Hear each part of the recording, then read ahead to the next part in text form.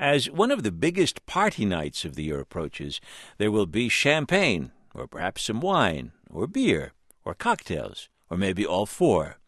In any case, it can be all too easy to overdo it. NPR's Allison Aubrey reports there are steps you can take to minimize the likelihood of a hangover. If champagne and other sparkling wines go straight to your head, you're not alone. All those bubbles are carbon dioxide. And alcohol researcher Boris Tabakov at the University of Colorado says in our bodies, the CO2 competes with oxygen in our bloodstream. So some of the dizziness that you might feel after drinking champagne is due to both the brain getting a little bit less oxygen and also getting alcohol at the same time. So if you want to stay steady on your feet, sip that bubbly slowly.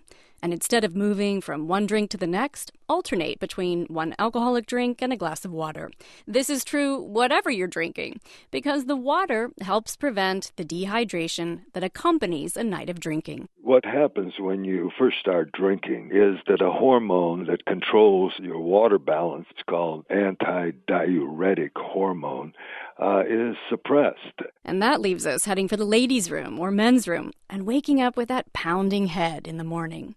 And Tabakov says that's not the only reason we get a headache. High levels of alcohol in the brain have fairly recently been found to cause neuroinflammation, basically cause inflammation in the brain. Which is why taking aspirin or ibuprofen can help. But alcohol isn't the only culprit in our drink glasses. Tabakov says some wines and beers contain high levels of byproducts of fermentation, such as aldehydes. These compounds are in themselves toxic compounds, and if they accumulate in the body or the brain, they can alter function in a stress-like way to lead to hangover in the end. Tabakov says distilled spirits have the least of these compounds, which is why some people say they feel fewer hangover effects if they drink vodka or gin. Now, the only sure way to avoid a hangover is not to drink. But if you are going to indulge, Tabakov says, the tried and true advice to eat something before you drink and while you drink makes good sense. Food is very good for the purpose of slowing the absorption of alcohol. And his other recommendation? Pace yourself. My trick is really moderate the rate at which I drink. Most of us can metabolize about one drink per hour.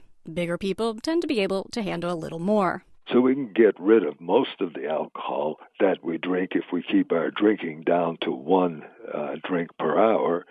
So your blood alcohol levels don't start accumulating. And remember, he says, a drink is probably smaller than you think. It's 5 ounces of wine, 12 ounces of beer, or a shot of liquor. Allison Aubrey, NPR News. If a certain kind of drink is part of your New Year's tradition, or you must prepare a specific meal to welcome the next year, whatever it is, we'd like to know about it. Email us at nprcrowdsource@npr.org. In the subject line, put New Year's tradition. We're already hearing from a lot of grape and black-eyed pea eaters. We look forward to hearing from you, too.